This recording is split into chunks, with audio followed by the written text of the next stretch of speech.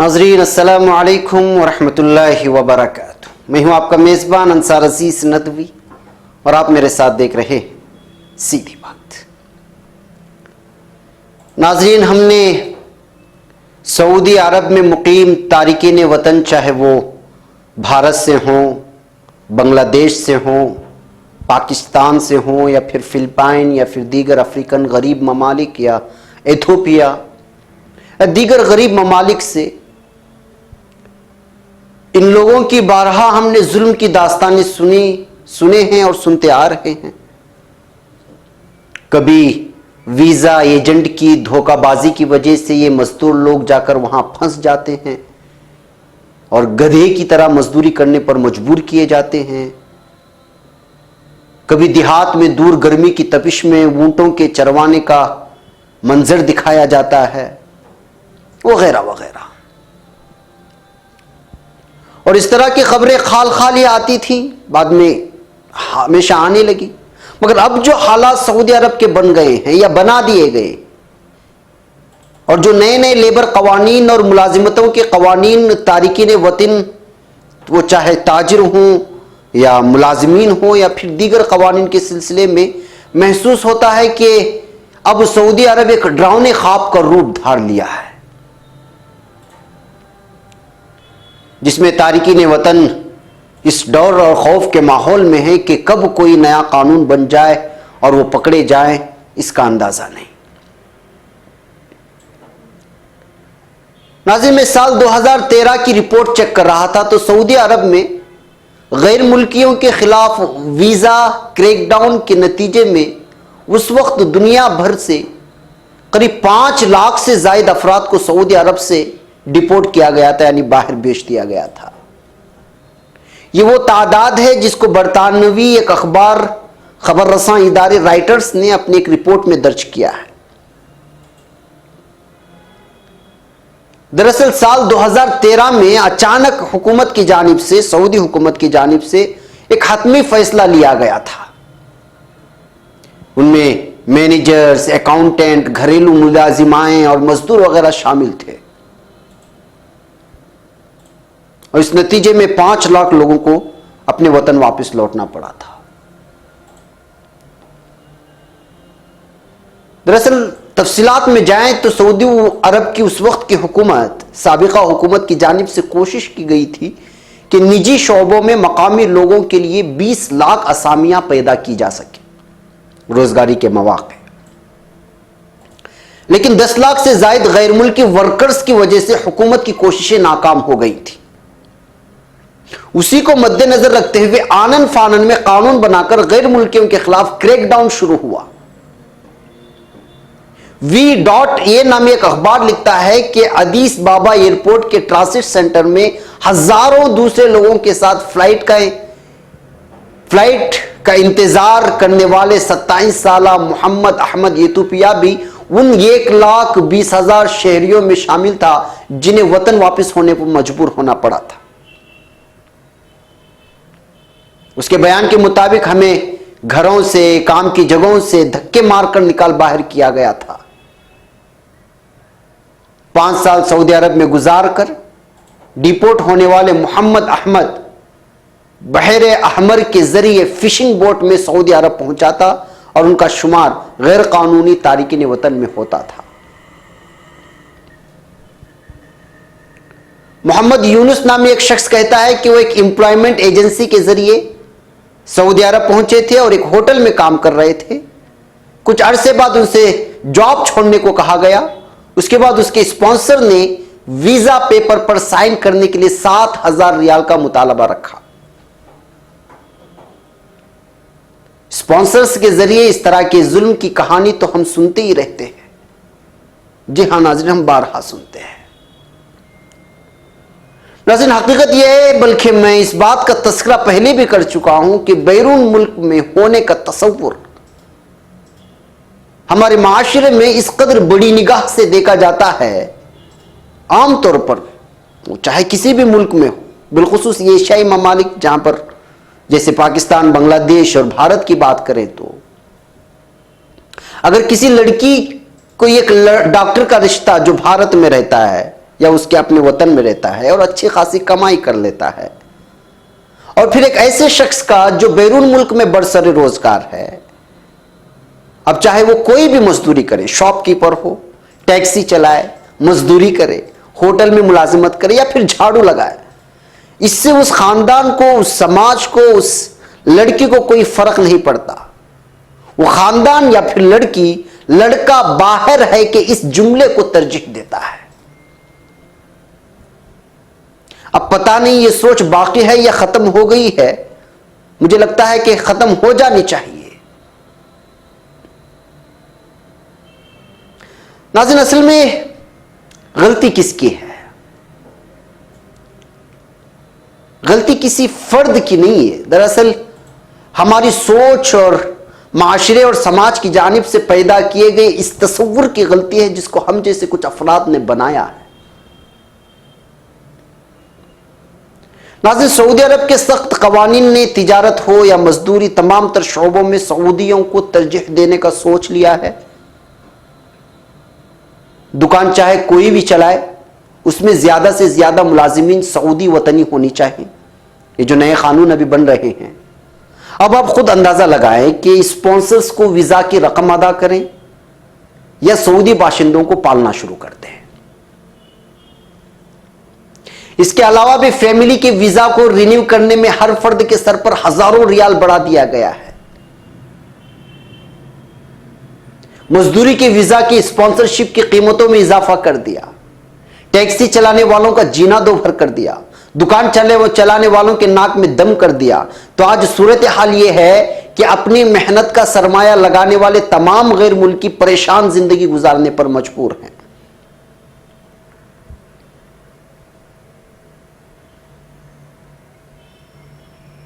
साल 2013 से लगातार गैर कानूनी तारिकीन वतन को बेदखल करने का या फिर मजदूरी, तिजारत और जॉब छोड़कर आने का सिलसिला बराबर जारी है। अगर सिर्फ मैं भारत की बात करूं तो उसके सही तादाद का अंदाजा नहीं है, मगर अब तक लाखों की तादाद में लोग लौट चुके हैं और मजबूर हैं, बेरोजगार हैं, कामों की तलाश में हैं। भारत के मशरिकी रियासत के बिहार से ताल्लुक रखने वाले 50 मजदूर ऐसे तैसे वापस आने पे कामयाब हुए। दरअसल ये एक AFP की रिपोर्ट है। इस रिपोर्ट को जिस वेबसाइट में शाये हुआ है उसकी तारीख का मुझे अंदाजा नहीं लग रहा, वहां पे मैंने खोजने की कोशिश की। मुमकिन है कि माजी करीब की ही ये रिपोर्ट हो सकती है। उसमें किसी ने बयान दिया है बिहार का और शख्स के लबनान के अरबपति और साबिक वजीर आजम साद हरीरी की वोग्स नामी सऊदी तामीराती कंपनी में किसी दौर में 50,000 के करीब मुलाजिमीन काम किया करते थे, मगर तेल की कीमतों में जबरदस्त कमी की वजह से सऊदी हुकूमत ने मुत्तहिदा तामीराती प्रोजेक्ट्स मनसूख या मुअख्खर किया, तो उसका बराह रास्त असर कंपनी पर पड़ा। हजारों मुलाजिमीन मजदूरी से हाथ धो बैठे।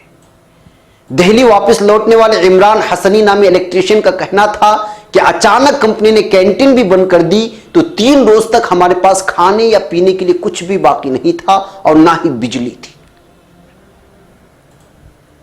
फिर उसके बाद कफील ने दस्तावेजात की तजदीद यानी रिन्यू नहीं की, तो क्रैकडाउन के वक्त में ये भी पुलिस के जद में आ गए और वतन वापस भेज दिए गए। खुद इमरान ने बयान दिया है कि लाखों गरीब एशियाई मजदूर जिनको डिपोर्ट किया गया उसमें से वो भी एक था। उनका बराबर इस्तेहसाल किया जाता रहा, बाज औकात तशद्दुद का निशाना बनाया जाता रहा, मगर उनकी शिकायत सुनने वाला वहां पर कोई नहीं होता। जी हाँ नाज़रीन, यही हकीकत है सऊदी अरब की। एक ब्रेक की इजाजत है, ब्रेक के उस पार कुछ और हक़ाइक़ आपके सामने रखना है। कुल हाज़िही सबीली अदअू इलल्लाह अला बसीरतिन अना व मन इत्तबअनी व सुब्हानल्लाहि व मा अना मिनल मुश्रिकीन।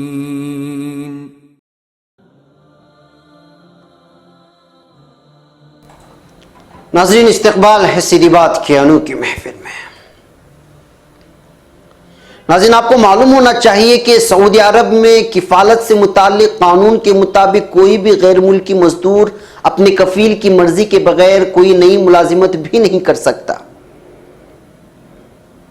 जबकि कॉन्ट्रैक्ट मुकम्मल होने से कबल उसे अपने कफील को बताना पड़ता है कि वो मुलाजिमत तब्दील करना चाहता है। तो अब कोई कफील अच्छा होता है, कोई बुरा, कोई लालची, कोई कुछ और। इन तमाम चीजों के बीच में गरीब मजदूर इस चक्कर में फंस कर रह जाता है। दुनिया भर के इंसानी हुकूक की तंजीमों की जानिब से कवानीन और कवायद पर सख्त तनकीद हमेशा से की जाती रही है, मगर सऊदी हुकूमत पर कभी उनके कानों पर जू तक नहीं रेंगी। मजदूर के साथ जबरी मशक्कत और गुलामी तक करवाई जाती है, मगर यहां पर कोई किसी का सुनने वाला नहीं होता। इसका नतीजा यह निकलता है कि बेहतरीन मुस्तकबिल के चक्कर में इंसान पिस कर रह जाता है। आज भी ऐसे कई मजदूर हैं जो किसी न किसी तरह से वतन वापस लौटने के लिए तरस रहे हैं, मगर उनकी आवाज किसी तक नहीं पहुंचती है। हजारों लेबर्स कवानीन तोड़ने की वजह से जो है जेल की सलाखों के पीछे बंद हैं, और उनके अहले खाना अभी तक उनका इंतजार कर रहे हैं कि बेटा, भाई, शोहर अभी आएगा, कल आएगा के चक्कर में। जी हाँ नाज़रीन, यहाँ के नए कवानीन और पुलिस की जानिब से लगातार चेकिंग और फिर तिजारत से लेकर मजदूरी तक की विजा में बदलने वाले कवानीन ने ताजिरों को यूं खौफजदा कर दिया है कि दुकानें लगातार बंद रखी जा रही हैं, इस खौफ से कि पता नहीं कब कौन आ जाए और फिर हजारों रियाल का नुकसान उठाना पड़े, या फिर डिपोर्ट का खतरा सर पर मंडलाता रहा है। बस यूं समझिए कि एशियाई मुसलमान जिस मुल्क को बड़ी ही उम्मीद अफजा निगाहों से देखकर अपने रोशन मुस्तकबिल के ख्वाब देखता था, वो मुल्क आज उसके लिए डरावना ख्वाब बन गया है।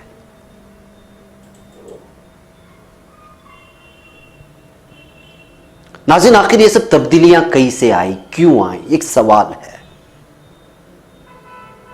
और आप समझ रहे होंगे कि ये सब यहां के हुक्मरानों की जानिब से एक जुल्म है और फिर गैर मुल्कियों पर जुल्म किया जा रहा है। बज़ाहिर ये लगता है, दरअसल इसके पीछे यहां के हुक्मरानों को सताया जाने वाला एक डर है, जिसकी वजह से ये सारी कवानीन लाई जा रही है। इक्तिसादी तौर पर अगर सऊदी अरब कमजोर है तो उसको पता है कि वो पेट्रोल और डीजल की कीमतों में इजाफा होगा और वो उसको कवर कर लेंगे। हकीकत में जो डर है वो कुछ और है, जिसकी वजह से यहां के हुक्मरान अपने नौजवान बाशिंदों को बिजी रखना चाहते हैं, मसरूफ रखना चाहते हैं। अगर आपको तफसीलात जानना चाहते हैं तो आपको मेरे साथ साल 2011 में जाना होगा। 2011 और 13 के माबैन जो अरब ममालिक में तब्दीलियां आई, उसकी तारीख पर आपको नजर करनी होगी। दरअसल इसकी तारीख शुरू होती है ट्यूनिस से, जब यहां के बाशिंदों ने हुकूमत के खिलाफ बगावत कर दी और फिर हुकूमत का तख्ता पलटने तक खामोश नहीं बैठे, और फिर यहां से इस इनकलाब को अरब स्प्रिंग का नाम दिया गया। और ये अरब स्प्रिंग ने ट्यूनिस, मिस्र, लीबिया, यमन, शाम और बहरीन सबको ले डूबा, और इस तरह एक एक करके नौजवानों की जानिब से मुलूकियत का खात्मा होता रहा, और आज इन तमाम खित्तों में खाना जंगी जारी है। कई कई शहर और मुल्क तबाही और बर्बादी के दहाने पर बैठे हुए हैं। एक बहुत लंबी कहानी है, मैं उसके अंदर नहीं जा रहा हूं,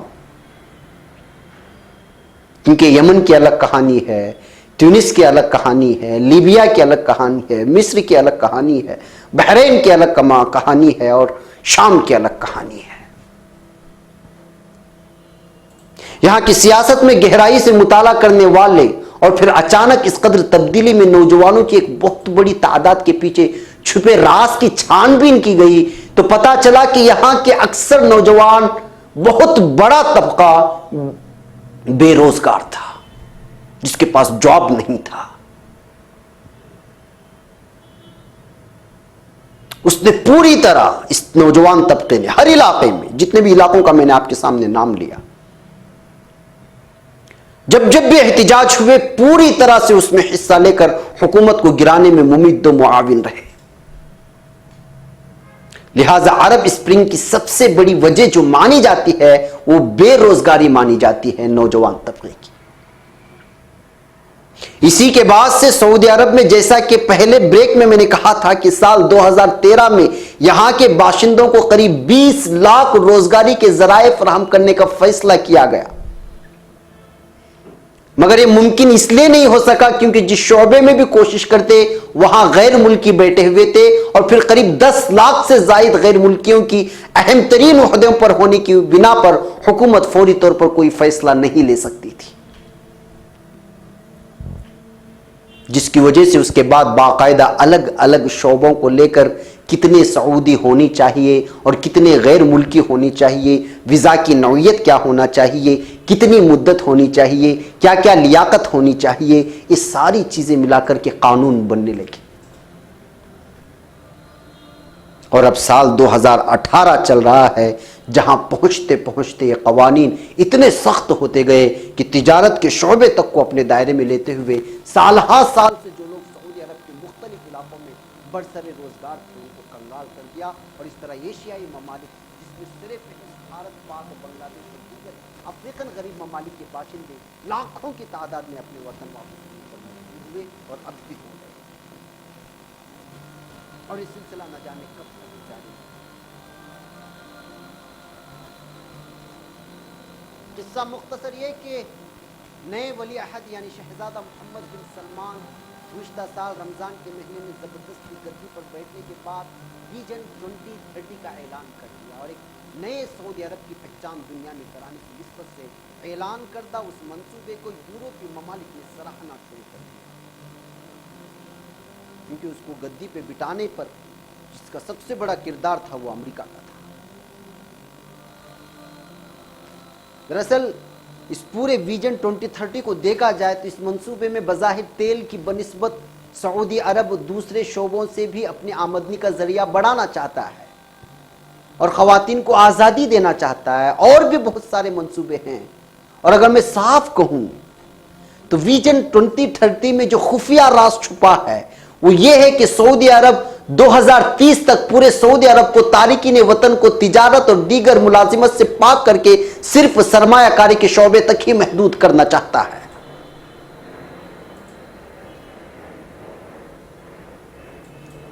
कई सारे अरब हजरात ने इस सिलसिले में अपने तफसीराती मज़ामीन लिखे हैं, उसको पढ़ना चाहिए आप लोग कि 2030 विजन के पीछे असल क्या राज छुपा है। जैसा कि विजन 2030 के बाद ही सऊदी आरामको के 5% हिस्सा यानी शेयर को पहली मर्तबा सऊदी अरब की तारीख में मार्केट में फरोख्त के लिए पेश किया गया। यहां से दीगर ममालिक के बड़े बड़े कंपनियों को सरमायाकारी का एक रास्ता पैदा करके दिया गया। उसके बाद वो 2 खरब डॉलर्स की मालियत से एक सरकारी सरमायाकारी फंड कायम किए जाने की बात की गई। टैक्स बढ़ाने के सिलसिले में और घटाने के सिलसिले में गौर ख़ौस किया गया। गैर मुल्की सरमायाकारों को रागिब कराने के लिए मुख्तलिफ पॉलिसियां मुतारिफ कराई जा रही हैं और निजी शोबों में तौसिया लाने के लिए पूरी तरह हौसला अफजाई की जाएगी। और मोहम्मद बिन सलमान कहते हैं, बल्कि उनकी पॉलिसी यह है कि वो समाजी तरक्की को फरोग देना चाहते हैं, मगर इस चक्कर में वो ऐसे फैसले भी लिए जो इस्लामी हलकों के लिए तशवीश का बाइस बने, जिसमें इस्लामी हमीयत और गैरत को पूरी तरह धचका लग रहा था, जिसमें सैर तफरीक के नाम पर फिल्म बीनी के थिएटर्स को इजाजत देना, खवातीन की आज़ादी के नाम पर फिर या खुद एतमादी के नाम पर खेलो कूद में खवातीन की शिरकत की इजाजत। दरअसल ड्राइविंग की इजाजत के साथ ही खवातीन की आज़ादी के नाम पर ऐसी आज़ादी दी गई जिसकी वजह से सिवाय मगरबी ममालिक के दूसरे वो ममालिक जो सऊदी अरब के असल मंशा को जानते हैं, किसी ने उसकी सराहना नहीं की। जी हाँ नाज़रीन, एक और ब्रेक की इजाजत दें। ब्रेक के उस पार कुछ और हक़ाइक़ हैं जो आपके सामने लाना है। ब्रेक की इजाजत। क़ुल हाज़िही सबीली अदअू इलल्लाह अला बसीरतिन अना व मन इत्तबअनी वसुबहानल्लाहि वमा अना मिनल मुश्रिकीन।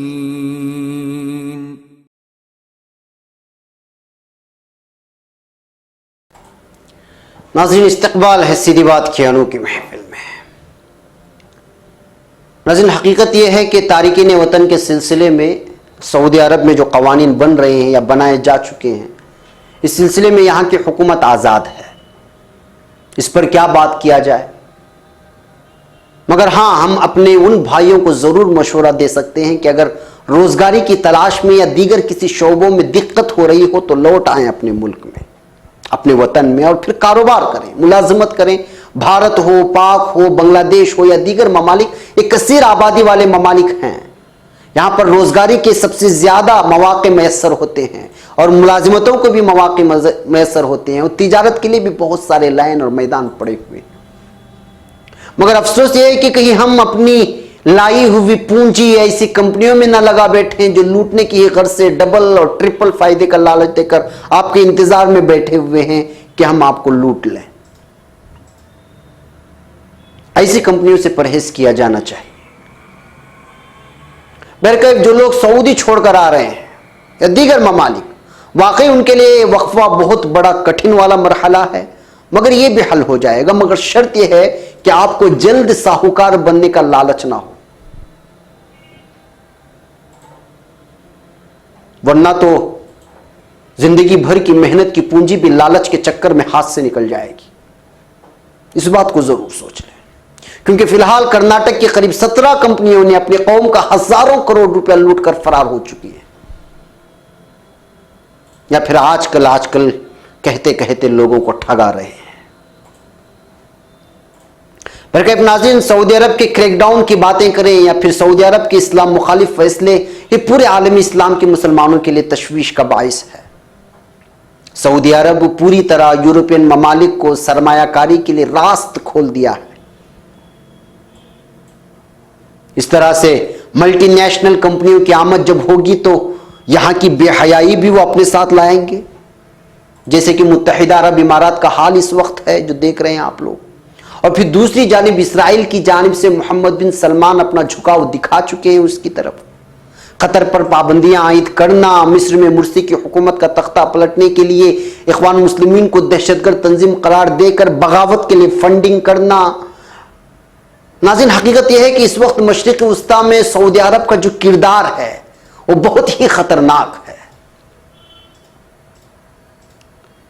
किसी भी हंगामे अरब स्प्रिंग से डरते हुए सऊदी अरब ने एक तरफ यहां के नौजवान बाशिंदों को मशगूल रखने के लिए नए कवानीन के तहत उनको रोजगारी मुहैया कर रहा है और उनको खुश कर रहा है, तो दूसरी जानिब किसी भी हालात से निमटने के लिए वह हथियारात जमा कर रहा है। यमन में ना खत्म होने वाली जंग का सिलसिला चल निकला है। खुद सऊदी शाही खानदान में बगावत के आसार दिखाई दे रहे हैं। शाही खानदान पर तनकीद करने वाले किसी भी फर्द को बख्शा नहीं जा रहा है। कतर का मुकाता कर दिया एक फेक और जाली खबर सुनकर के। करप्शन के नाम पर शहजादों को बंद किया गया और फिर छोड़ दिया गया। आयतुल्लाह खामिनाई को मशरिक़ वस्ता का हिटलर करार दे दिया गया। लबनान के वज़ीर आज़म साद हरीरी का सऊदी अरब में इस्तीफ़ा का ऐलान और मुबैना नज़रबंदी भी एक मकामी सियासत की गहरी साजिश का हिस्सा है, जिसका नतीजा साल 2019 में नजर आएगा।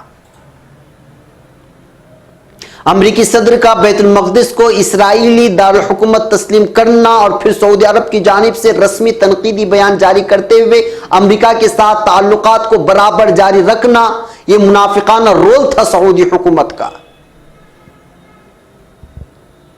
इसी दरमियान इराक में दाइश की खिलाफत का खातिमा, दाइश के नाम पर लाखों आम बाशिंदों को कत्लेआम के बाद अचानक इस दाइश नामी फिल्म पर ब्रेक लगना, सऊदी अरब और मुत्तहिदा अरब इमारात की इसराइल से परवान चढ़ती नहीं मोहब्बत, अमेरिका से अरबों डॉलर्स के असलहे की डील, ये सब उस तूफान की जानिब इशारा कर रहे हैं जो मुस्तकबिल करीब में खलीजी ममालिक का नक्शा बदल कर रख देंगे और फिर एक क़ियामत सुगरा का मंजर सामने आएगा।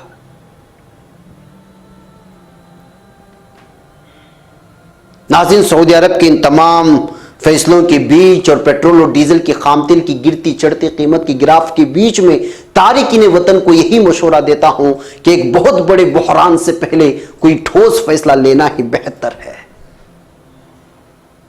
क्योंकि जब किसी माशरे में गलतियां सरजद हो जाती हैं तो वहां के मुखलिस बंदे उलमा इकराम वक्त के शहंशाह को समझाने की कोशिश करते हैं, मगर यहां के तमाम उलमा इकराम की जबान को बंद कर दिया गया है और जो बोल रहे हैं उनको काल कोठरी में बंद कर दिया गया है। 10 सितंबर को सऊदी अरब के नामवर आलिम दीन और मशहूर मुबल्लिग शेख सलमान औदा को हिरासत में लिए 1 साल मुकम्मल हो गया और शेख औदा के बाद से गिरफ्तारियों का सिलसिला लगातार जारी है। गुज़िश्ता माह इमाम हरम शेख सालेह आल तालिब को भी हक गोई की पादाश में पसे जिंदा धकेला गया।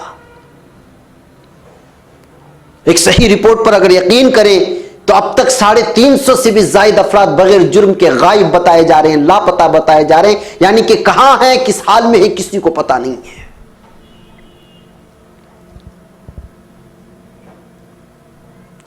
शेख औदा का शुमार आलम इस्लाम की बड़ी इल्मी शख्सियात में होता है। उन्होंने जुमला 26 किताबें तस्नीफ की हैं।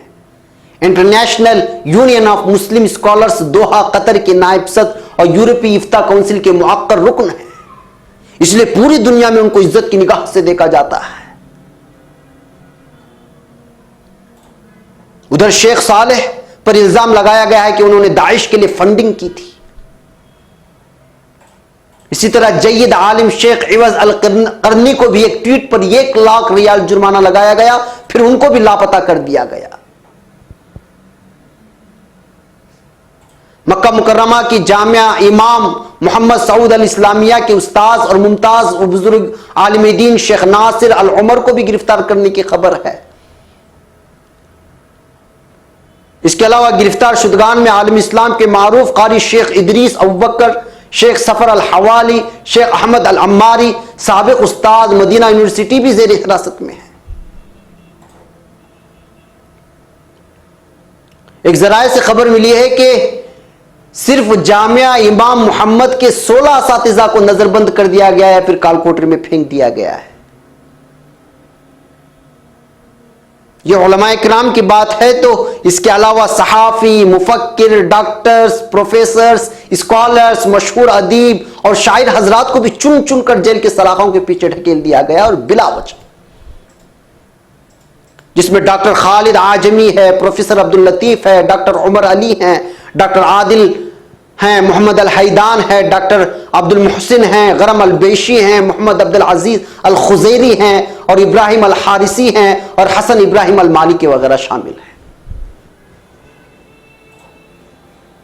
अभी कुछ दिन कबल एक रिपोर्ट पढ़ रहा था तो ये बात सामने आई कि शेख सलमान औदा साहब को सजाए मौत दिए जाने के इम्कानात हैं। उसके बाद एक ट्विटर हैंडल जिससे खबरें मुसलसल बाहर आ रही हैं, जबकि सोशल मीडिया पर पूरी तरह वॉच कर रही है पूरी सऊदी हुकूमत, इसके बावजूद कहीं कहीं से कुछ ट्विटर हैंडल में कुछ खबरें आ जाती हैं। तो उसके मुताबिक इसमें दर्ज है कि शेख औदा के बाद शेख मूसा, डॉक्टर इवज अल करनी और डॉक्टर अली अल उमरी को भी ताज़ीरन कत्ल करने की सिफारिश की गई है।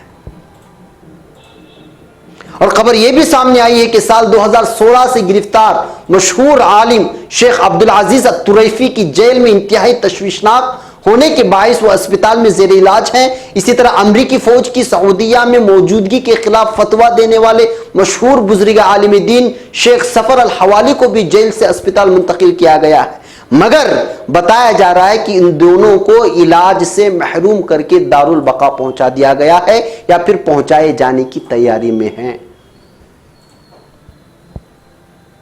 जी हां नाजरीन, यही सच है और यही चेहरा है सऊदी अरब का।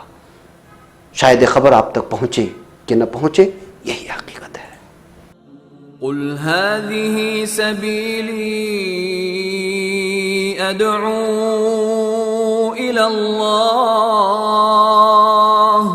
अला बसीरतिन अना व मन इत्तबअनी व सुब्हानल्लाहि व मा अना मिनल मुश्रिकीन।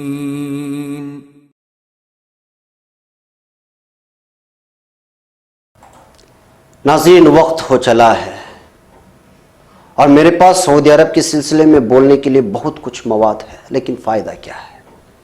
अभी तो आपने सुना जिस कौम के रहनुमा अपने उलमाए किराम के साथ इस कदर जुल्म व तशद्दुद पर उतर आए और खादिम हरमीन शरीफैन का टैग लगाकर अपने मुल्क में नंगा नाच करने की इजाजत दें, वो एक मजदूर पेशा तारिकीन वतन के दुख दर्द को भला कैसे समझ पाएंगे? हरगिज भी नहीं। उलमाए किराम और यहां के अल्लाह वालों पर जिस कदर जुल्म सितम के पहाड़ तोड़े जा रहे हैं और आम इंसानों की जिस कदर बद्दुआएं इस वक्त यहां के हुक्मरान ले रहे हैं, इससे साफ जाहिर होता है कि यह दरिया की खामोशी किसी होलनाक तूफान की आमद का पता दे रही है। जी हाँ नाज़रीन, मेरे इस आखिरी जुमले को समझें, उस पर गौर करें, मुझे इजाज़त दें। चलते चलते वीडियोस की लिंक को शेयर करें अपने दोस्त को, फिर चैनल को सब्सक्राइब करना हरगिज़ ना भूलें और मुझे इजाज़त दें। अस्सलामु अलैकुम व रहमतुल्लाहि व बरकातुहू। कुल हाज़िही सबीली अदअू इलल्लाह अला बसीरतिन अना व मन इत्तबअनी व सुब्हानल्लाहि व मा अना मिनल मुश्रिकीन।